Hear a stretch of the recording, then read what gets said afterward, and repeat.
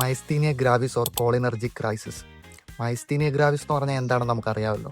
Nerve കമ്മ്യൂണിക്കേഷനിലെ ഒരു problem കൊണ്ട് muscles week ആകുന്ന കണ്ടീഷനെയാണ് മൈസ്തീനിയ ഗ്രാവിസ് എന്ന് പറയുന്നത്. അപ്പോൾ ഇത് സസ്പെക്ട് ചെയ്യുന്ന പേഷ്യൻസിന് എഡ്രോഫോണിയം ക്ലോറൈഡ് എന്ന് പറയുന്ന ഡ്രഗ് യൂസ് ചെയ്ത് നടത്തുന്ന ഡയഗ്നോസ്റ്റിക് ടെസ്റ്റിനെയാണ് ടെൻസിലോൺ ടെസ്റ്റ് എന്ന് പറയുന്നത്. ഇനിയാണ് നിങ്ങൾ ശ്രദ്ധിക്കേണ്ടത്, ടെൻസിലോൺ IV ആയിട്ടാണ് ഇഞ്ചെക്ട് ചെയ്യുന്നത്. അത് ഇഞ്ചെക്ട് ചെയ്തതിന് ശേഷം മസിൽസിൻ്റെ കണ്ടീഷൻ ഇംപ്രൂവ് ചെയ്യുകയാണെങ്കിൽ മൈസ്തീനിയ ഗ്രാവിസ് ഉണ്ടെന്ന് നമുക്ക് കൺഫേം ചെയ്യാം.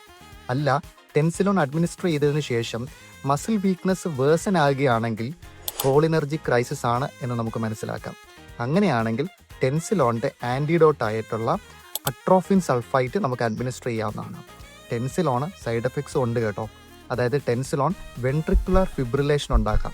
അതുകൊണ്ട് ടെസ്റ്റ് തുടങ്ങുന്നതിന് മുമ്പ് തന്നെ പേഷ്യൻറ്റിൻ്റെ ബെഡ് സൈഡിൽ നമ്മൾ ഡീഫിബ്രിലേറ്റർ റെഡിയാക്കി വെച്ചിരിക്കണം. അപ്പോൾ ഈ ടോപ്പിക്ക് നിങ്ങൾ നിർബന്ധമായിട്ട് അറിഞ്ഞിരിക്കേണ്ട ഒരു ടോപ്പിക്കാണ്. ഇതിനെക്കുറിച്ചുള്ള കൂടുതൽ ഡീറ്റെയിൽസ് ഞാൻ ഡിസ്ക്രിപ്ഷനിൽ കൊടുത്തേക്കാം. നിങ്ങൾ വായിച്ച് നോക്കുക, പഠിക്കുക, നിങ്ങൾക്ക് വളരെ യൂസ്ഫുൾ ആയിരിക്കും. Thank you.